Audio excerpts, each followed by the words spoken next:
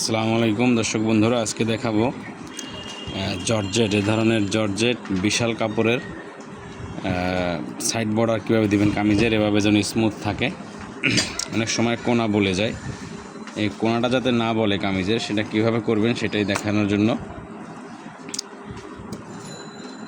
প্রথমে এই যে বর্ডারটা একটু এই সামনের দিকে এভাবে নিয়ে দিতে হবে। এইভাবে করে যদি দেন, সমান সমান ধরেন, তাহলে এখানে অলরেডি ঢেউ পড়ে যায়।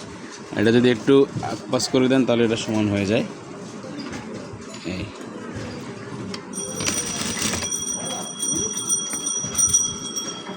উপরে ধরতে হবে, ধরার সময় উপরে যে এখন উঠতেছি, উপরের দিকে ওঠার সময় এতটা রিস্ক নাই, নামার সময়টা অনেকে বলাই ফেলে, কোনা নামাই ফেলে, লম্বা করে ফেলে, সেটা দেখতে হবে। আবার কাপড় বেশি খারাপ হলে ওঠার সময় অনেক সময় বলে যায়।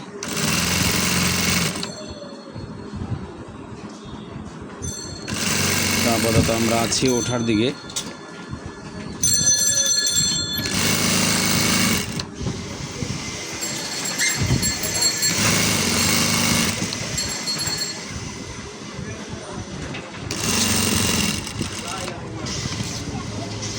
এই যে এখন নামবো,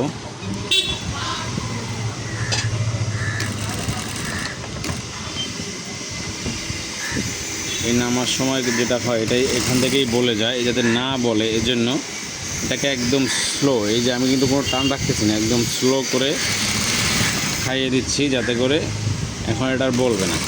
আপনি যদি হাতের টান রাখেন, ধরে ধরে টেনে টেনে সেলাই করেন, অবশ্যই বলে যাবে। এটা হচ্ছে টেকনিক, এটাই হচ্ছে হাতের কাজের টেকনিক।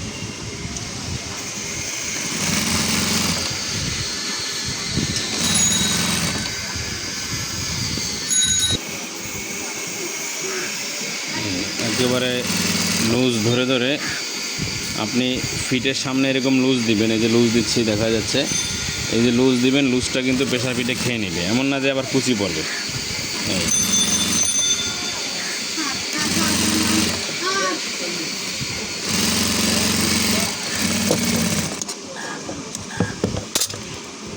এরপরে এই সেলাইটা দিয়ে তারপর আপনাদেরকে দেখাচ্ছি যে এটা কী হলো।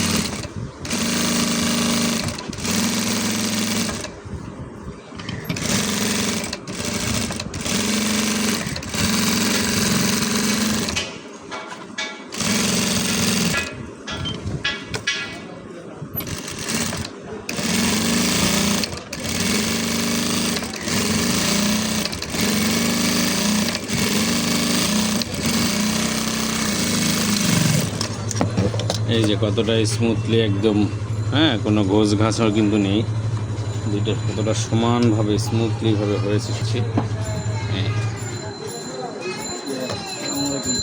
তাহলে এভাবে করে সেলাই করবেন, তাহলে আর প্রবলেম হবে না।